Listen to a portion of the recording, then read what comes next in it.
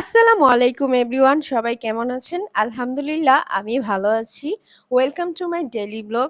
আপনাদের মাঝে আবারও একটি নতুন ব্লগ নিয়ে হাজির হয়ে গেলাম।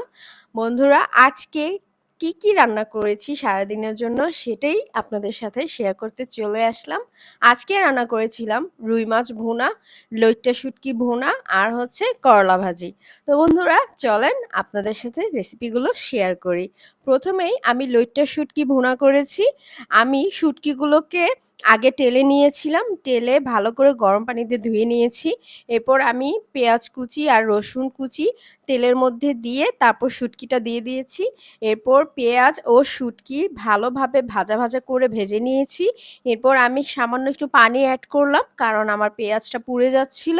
এরপর হচ্ছে আমি শুকনো উপকরণ দিয়ে দিয়েছি হলুদ গুঁড়ো, মরিচের গুঁড়ো, ধনিয়ার গুঁড়ো, লবণ। আজকে আমি শুটকির মধ্যে কোনো আদা বাটা ব্যবহার করব না। এরপর হচ্ছে আমি ভালো করে সবকিছু কষিয়ে নিব।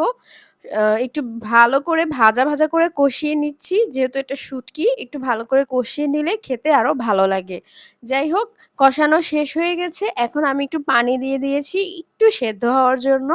যেহেতু আমার লইট্টা শুটকি আর আজকের শুটকি একটু সামান্য মোটা ছিল, আমার লইট্টা শুটকি সেদ্ধ হয়ে গিয়েছে এবং হয়েও গিয়েছে।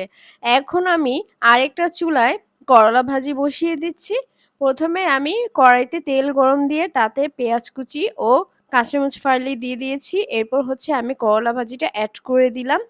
এরপর আমি পুরো ভাজিটা তেলের মধ্যে ভেজে রান্না করব নাড়াচাড়া করে, সেদ্ধ হওয়ার আগ পর্যন্ত।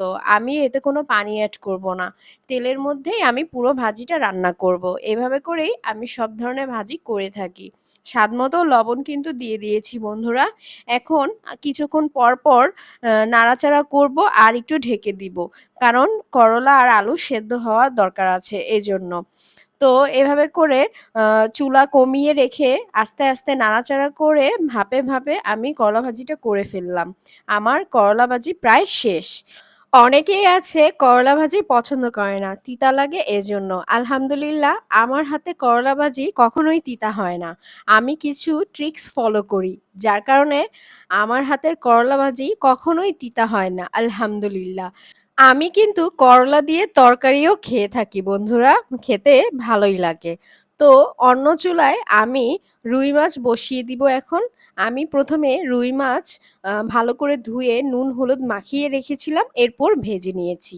তারপর আমি একই তেলে সামান্য আরেকটু তেল অ্যাড করে পেঁয়াজ কুচি দিয়ে দিয়েছি। এখন এতে আমি ব্লেন্ড করে রাখা মসলা, যার মধ্যে আদা রসুন বাটা, পেঁয়াজ বাটা ও জিরা বাটা ছিল, আর সেটার মধ্যেই আমি শুকনো উপকরণও মিক্স করে রেখে দিয়েছিলাম, যাতে একটু দ্রুত রান্না করতে পারি এজন্য। তো শুকনো উপকরণ যা দরকার হয় আমি সবই দিয়েছি। হলুদ, মরিচ, ধনিয়ার গুঁড়ো, স্বাদ মতো লবণ। সবকিছু দিয়ে মসলাটা ভালো করে কষিয়ে তারপর আমি মাছ দিয়ে দিয়েছি। মাছ দিয়ে এবার আরেকটু কষিয়ে নিয়েছি। এক পর্যায়ে কষানো শেষ হয়ে আসলে আমি এতে পানি অ্যাড করে দিয়েছি। এখন সামান্য একটু জাল করব। এরপর আমার রুই মাছের তরকারিটা কিন্তু হয়ে যাবে বন্ধুরা। এই তো আমার রুই মাছের তরকারি রেডি। এই তো আমার আজকের সারাদিনের রান্নাবান্না ছিল বন্ধুরা।